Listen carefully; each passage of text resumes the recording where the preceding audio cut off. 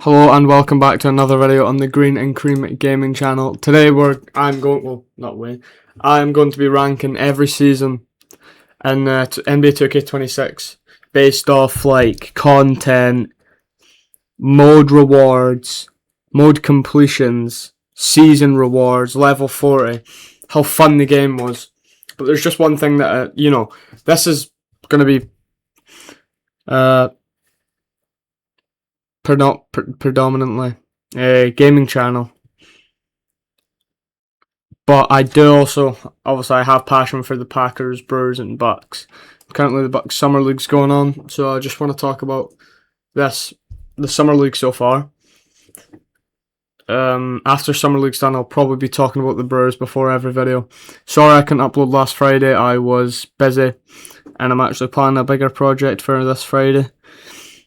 So stay tuned for that. But yeah, Braden Burries, man, this guy is unbelievable. So far, from what we've seen so far, I think he's the best pick we've had since Jabari Parker. Brogdon was a good pick, but I think Burries will be better than Brogdon. And Parker, I mean, we know what happened with him. Definitely was going to be an MVP caliber player if he stayed healthy, but he didn't. Yeah, Burries is probably the best guard prospect we've had since Ray Allen. His defense is great. He had like 4 steals last night. He had like 18 points his first game, then 26 his second, then 23 his third. Burries has been unbelievable in the Summer League. He is really our future guy.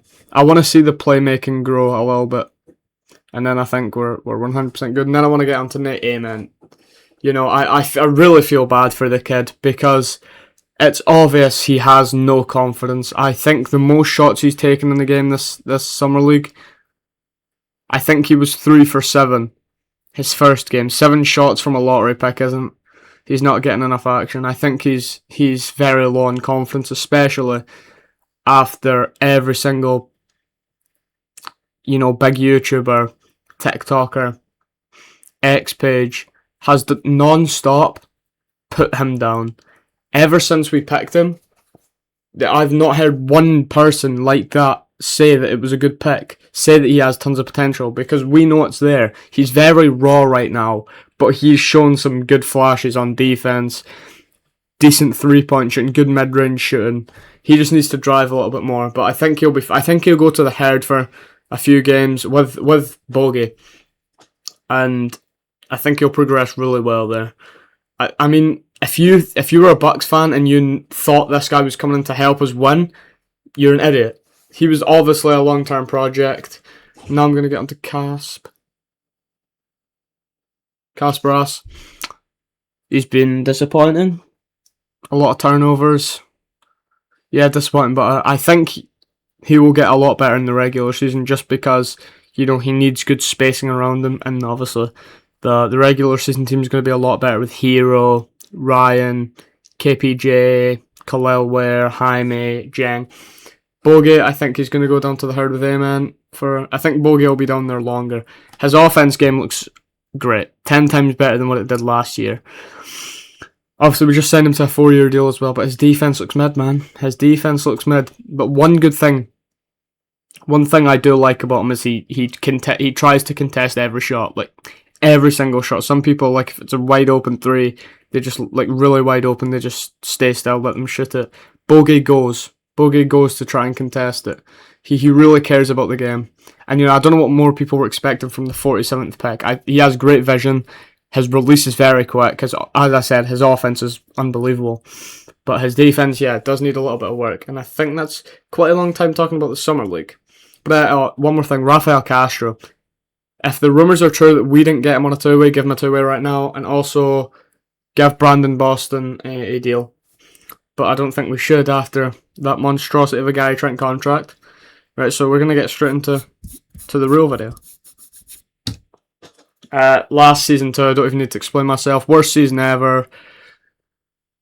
Terrible season. Chris Bosh was good, don't get me wrong, level 40. The Pro Pass player JR was good. Everything else was woeful. The mode rewards, terrible. Mode completions, terrible. They were that bad. They had to update them after players over profits. Like, oh. And level 33 this season. Well, season 1 it was a 92 plus. Season 2 it was a 90 plus. I don't know how it can downgrade when we're going up in seasons, but alright, okay. This season did really made me angry. Because you can't make a season this bad unless you do it on purpose. Like, my gran could make a better season than this. They obviously came up with something and said, no, we've got to make it worse. And they made it worse. The one good thing about this season was the Halloween festival. OG was very fun. Riza Shea was great. MPJ was great. Obviously, LeBron Hakeem. The LeBron kept the multiple people playing. I didn't get the LeBron because I have a life outside 2K. But Jack Sikma and Klay Thompson from Season 1 really kept me playing. I thought this season was just... It's worse than Season 3 from 2K22. It's not even close. This was awful season, and this isn't far behind it.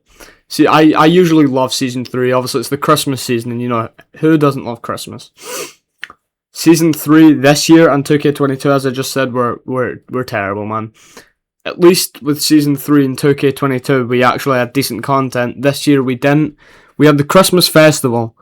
All the cards were overpriced besides the Jabari Smith, and he was very good. The diamonds and the amethyst were pretty good as well. The Asa Newell, Tamani Kamara, Isaiah Joe, they were good cards. Had some good budget cards, but that, as I said, that's the only good thing about the season. Level 40 Ant was awful. The PDK for Pro Pass was also awful. Not one good card from this season. They brought out a Opal Mark Gasol. It's a mode completion. Took way too much time. The Tom Gugliotta was good, to be fair. That was the only good thing from the season pass, really. From that option pack. So, level 37 option pack. Yeah, this season was just dreadful. Just better than Season 2, just because the rewards in the game modes were slightly better. Number 6 Season 8. Boring. It's literally GOAT cards. They also rushed it. Season 8 shouldn't be like this. This is what Season 9 should be like. So I think I'm going to probably stop playing a little bit early. I usually stop when it's just GOAT card after GOAT card after GOAT card. That's when I usually stop playing the game. So I think I will. I think I'm going to hold off, but until 2K27 comes out. Also, I'm going to buy that. But yeah, it's just... Like, there's nothing to play for now. Like, the festival, it's cool, but I don't want to just see GOAT card. It's just, it's so boring, man. Like, the content they don't even try for. They're bringing out, is it GOAT premium packs every single Friday and Tuesday. It's just laziness, is what it is. Number 5, the top 5 are very good seasons, I'd say. Season 7 was great, very fun. This was level 40 MJ, great card. Level 35 Ben, unreal. So yeah, Season 7 I'd say was a little boring, which is why it's 5. But the next one, this are very close to what goes 4 and what goes 5. But I've decided to put this 5 just because it was a little less boring. You know, they brought out the locker codes for the finals, which was great. They brought out finals challenges, which was great. Could get some good free cards out of that. They brought out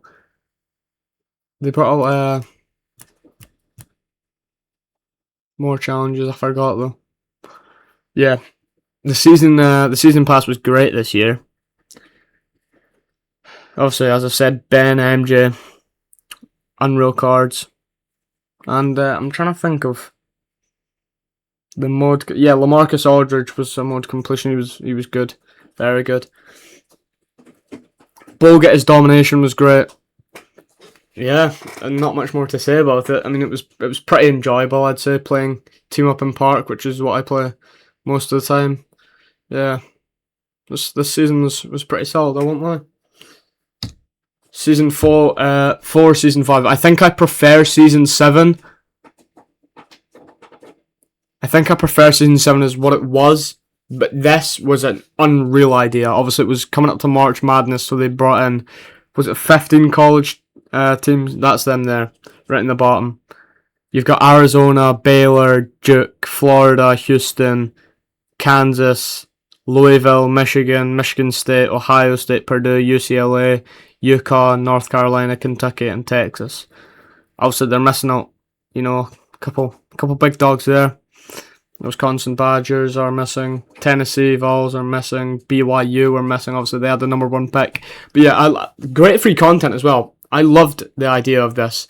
Also, the free 7'9" guy, he was a cheat code in Team Up in Park. But, like Showdown and King of the Court, he wasn't great.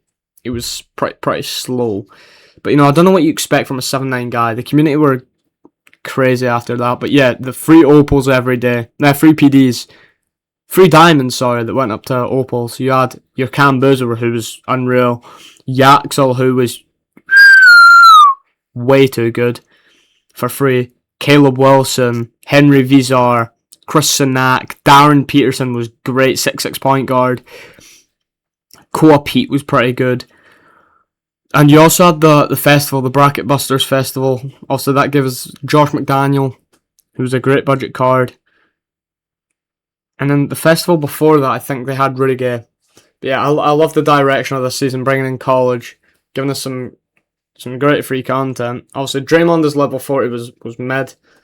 But yeah, I love the potential. This has, a lot. This is basically the native of 2K. A lot of upside, but really raw. Next, sorry, that's a typo. This should be this should say 3. Number 3, season 4. All-Star, the festival, some of the cards were overpriced, but very gettable. Like the Ibaka, the Tom Chambers was so freaking good. Level 40, Russ was in my team for quite a bit. Very good card. One of the best level 40s ever. Level 37, unlike some previous seasons, the option pack was filled with good players. This one was Tony Allen, Dale Ellis, I can't remember the other two, and Jim McDaniels, who obviously I picked because he was great. He could guard the 1-5, he could shoot really well, his dunks were great. I'm trying to think of some other cards that came out this season, like from the season past. Like, who was the opal? I'm trying to think. Yeah, as I said, the festival was very overpriced. Yeah, the season pass was great. Some decent free content as well. Obviously, they gave us tons of free pieces, and the challenges like a 100 overall piece and dark matter pieces on the regular. That's right. I just checked. Beal was level 30. Beal was solid, man. He was shooting guard 1 for me for quite a while. He was a very solid card. I love Beal. His jump shot was great. So yeah, that's it for this season number 2. Very close between these next two. Very, very close. This was the kind of the peak of Breakout. Everyone was grinding Breakout here. So fun, and obviously the new Gauntlet format, Team Up, and obviously the mode rewards were unreal. Genuinely, Glenn Rice, Jason Kidd, Jack Sigma, and there was also 99. Was it a Hidden Gems 99 plus pack? You just couldn't miss if you got a mode completion. You really couldn't miss unless you opened the Hidden Gem and got Dame, someone short. But to be fair, short point guards actually work this year. To be fair, especially at the start of the game, obviously. The drops were good. We had the Arrival. We had Andrew Wiggins, Marcus Camby, Ricky Rubio was a nice budget option there, and then Game On was the first drop. Kawhi, Vlade Divac was a demon. Mikal Bridges was a demon. Dewana Bonner was a good WNBA shooting guard, 6'5", I'm pretty sure, 6'4". This was also the start of the Wild Gems as well. There was a couple good Wild Gems, couple good lock-ins as well, like Amethyst, Derek McKay, Amethyst, Corey Maggette. Yeah, this season was great. This season was great, and to be followed up by season 2 was such a disappointment. Some things were bad this season. The park was at its peak. Level 40 was one of the best, if not the best, level 40 ever in Clay Thompson. But yeah, it was let down by a couple of things like lying about players on breakout boards for the 90s portals. There was more portals as well, 2010s portals. I don't know if they were season 1 though. And King of the Court Wards. I'm geeking. King of the Court rewards were pretty bad. Not pretty bad, very bad. And also they removed the 10 box. But yeah, this season was great. Very nostalgic as well. Yeah, I really enjoyed playing season 1. This is when we thought 2K was really back. Season 6 has to be one though. Everything about the season had probably one of, if not my favourite card in the entire year. And Shaq is level 40, who everyone got. Tom Chambers is a mode completion who was the best mode completion all year. This also had Dylan Brooks at level 10, who was a great budget option. I'm trying to think more. Team Up was at its peak in Season 6. Park was great. I'm trying to think of who else was in the Season 6. The Season Pass. I know Lisa Leslie was level 35, but obviously she's not too great. Let me just check, sorry. Oh yeah, we had Richard Jefferson, who's a pretty decent card for level 20. And also, the Power Festival was the introduction of like one piece for players. It gives an MJ for one opal piece, which, you know, can't complain. He's an MJ card, everyone's gonna want one.